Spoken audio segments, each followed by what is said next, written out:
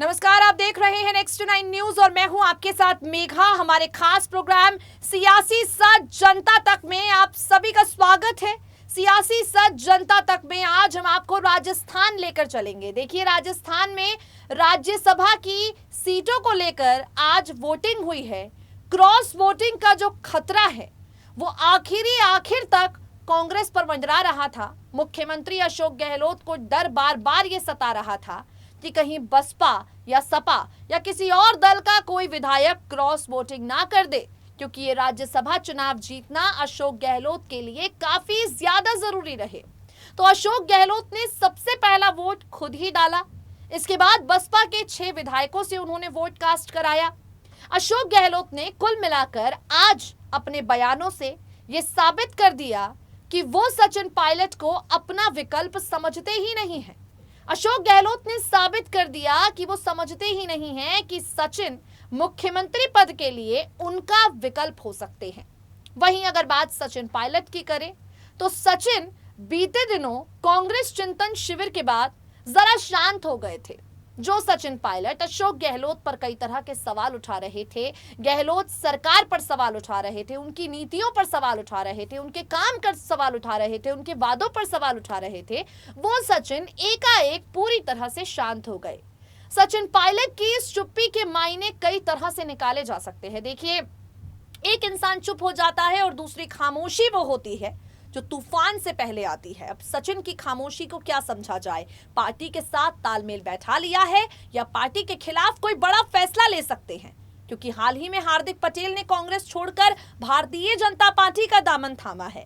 तो अगर हार्दिक पटेल, जो आज चमके ही नरेंद्र मोदी को कोस कर हैं, वो नरेंद्र मोदी के छोटे सिपाही बन सकते हैं, तो कहीं सचिन भी ऐसा कोई फैसला तो नहीं ले लेंगे?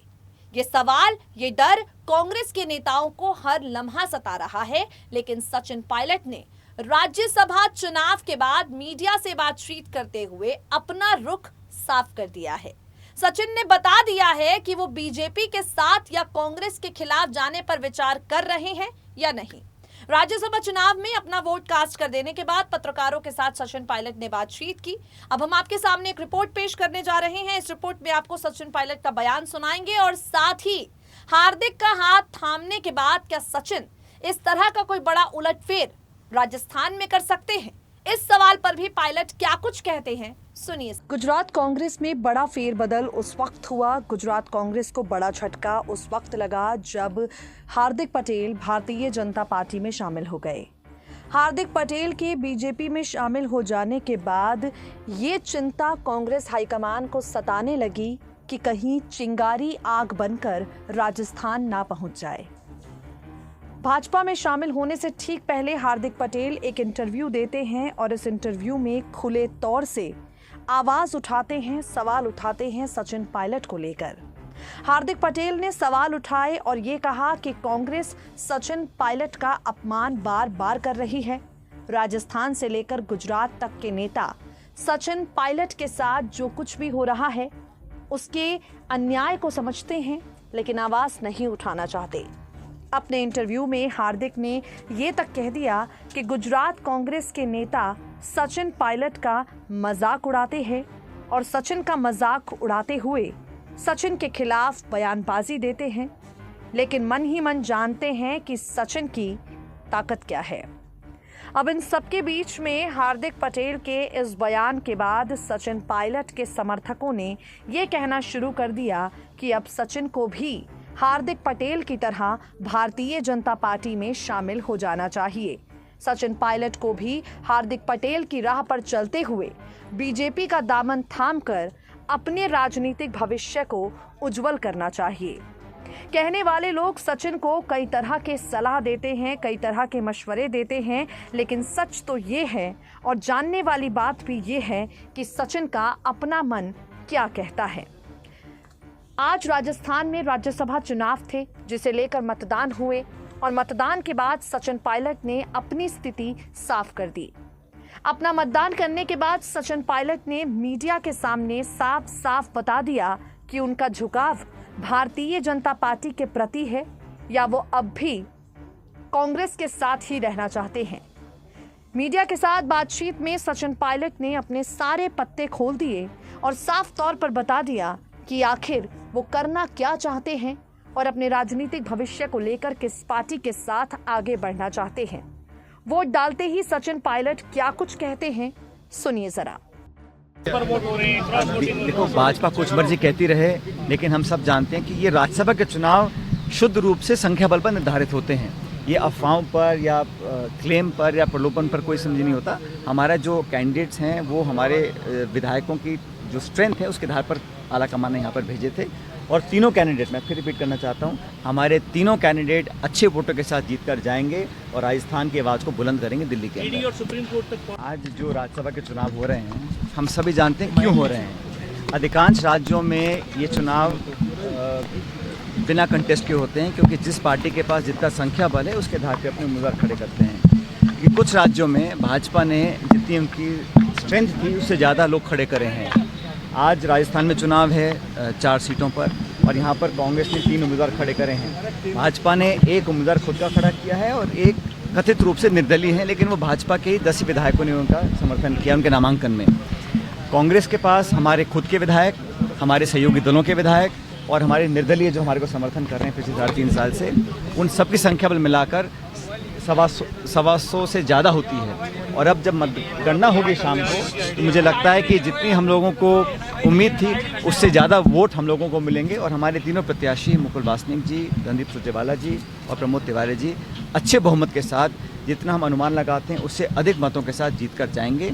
और तीनों ऐसे नेता हैं जिनको सोनिया जी, राहुल जी ने राजस्थान में भेजा है, ताकि अपर हाउस में, राज्यसभा में एक प्रबल आवाज़ बनकर भाजपा की सरकार का विरोध कर सकें, क्योंकि राष्ट्रीय पार्टी होने के नाते हमें ज़रूरत है ऐसी मुखर आवाज़ों की जो राज्यसभा में राजस्थान की बात को रख सकें। इसलिए तीनों उम्मीदवार जीत कर जाएंगे, इसमें किसी को कोई आशंका नहीं होनी चाहिए। और जो विधायकों को साथ रखने की बात कई बार कही जाती है, मैं मानता हूँ ये आवश्यक इसलिए हुआ क्योंकि कोई भी विधायक नहीं चाहता था उस पर कोई दबाव पड़े, और अब लगभग हर दल, हर पार्टी, हर राज्य में, हर चुनाव में ऐसा करने के लिए विवश हो गई है।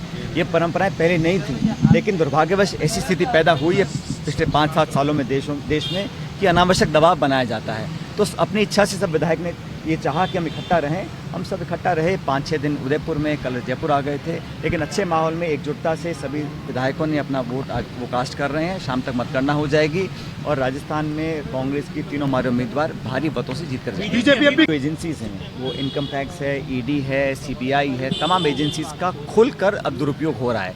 अब जो केस पहले बंद हो गया था सोनिया जी का, राहुल जी का, उसको दोबारा खोला गया है। सोनिया जी को बुलाया गया है, राहुल जी को बुलाया गया है। इसके विरोध में पूरी कांग्रेस पार्टी देश में लोगों को जागरूक करेगी कि इस प्रकार का दबाव बनाकर आप विपक्ष की आवाज़ को नहीं दबा सकते हैं। और अब सब जानते हैं कि एजेंसीज का दुरुपयोग किया जा रहा है और धड़ल्ले से किया जा रहा है। इसके विरोध में कांग्रेस पार्टी है, पूरा देश भी है। मैं नहीं समझता हूँ किसी प्रकार का दबाव या प्रेशर काम करेगा। अपनी आवाज़ को हम रखेंगे और कितना भी दुरुपयोग करें, हमारे विधायक हमारे साथ हैं और रहेंगे। जो हमारे समर्थन में पिछले 3.5 साल से हैं, सरकार का साथ दिया है, हमारे साथ रहे हैं, कोई वजह नहीं है कि वो हमारे को वोट नहीं देंगे। उन्होंने सामूहिक रूप से, व्यक्तिगत रूप से अपनी इच्छा जाहिर करी है कि वो कांग्रेस के साथ वोट डालेंगे। और सभी विधायक हैं जो निर्दलीय हैं, उनमें से एक ने भी सुभाष चंद्र जी के प्रपोजल नहीं बने हैं, वो कांग्रेस के साथ थे और रहेंगे। Congress party will win with more than expected votes. Rajya Sabha elections are a pure response to how many assembly members we have in the state. We have more than enough numbers to secure 3 Rajya Sabha seats. Unfortunately, BJP has put up one candidate and supported another independent. But no matter how much they try, no matter what pressure and what allurements one might come forward with, the Congress party candidates will win in Haryana and in Rajasthan. फिर कहूँगा तीनों seat हम जीत रहे हैं comfortably, और उनको अपना घर संभालना चाहिए, क्योंकि भगदड़ मची हुई वहाँ पर है। इन्होंने जिस प्रकार से 30 उम्मीदवार खड़ा किया, उसको उनकी पार्टी के विधायकों ने लाइक नहीं किया। अनावश्यक हॉर्स ट्रेडिंग से दूसरा उम्मीदवार जीतने की क्या तुक थी। ये मतलब हालात पूरे प्रदेश में रिएक्शन है, अनावश्यक चुनाव करवा दिए, वरना चारों सीटें 3 हमारी, 1 बीजेपी आराम जीती थी। ऐसे एक्ट को कोई लाइक नहीं करता। पहले भी इन्होंने ऐसे किया था, पिछले चुनाव में मार के खानी पड़ी इन लोगों को, अब फिर इस बार मार खाएंगे ये लोग। ओके। तो देखा आपने किस तरह से भारतीय जनता पार्टी के खिलाफ बयान देकर सचिन ने साबित कर दिया है कि बीजेपी उनके विकल्पों में ही नहीं है। और विकल्पों की तो बात छोड़ ही दीजिए, वो कांग्रेस से बाहर जाने पर विचार भी नहीं कर रहे हैं। आज के लिए हमारे प्रोग्राम सियासी सच जनता तक में इतना ही। वक्त हो गया है आप सभी से विदा लेने का। फिर होगी आपसे मुलाकात, तब तक के लिए दे दीजिए मुझे इजाजत। जुड़े रहिए हमारे चैनल के साथ, रहिए अपडेटेड।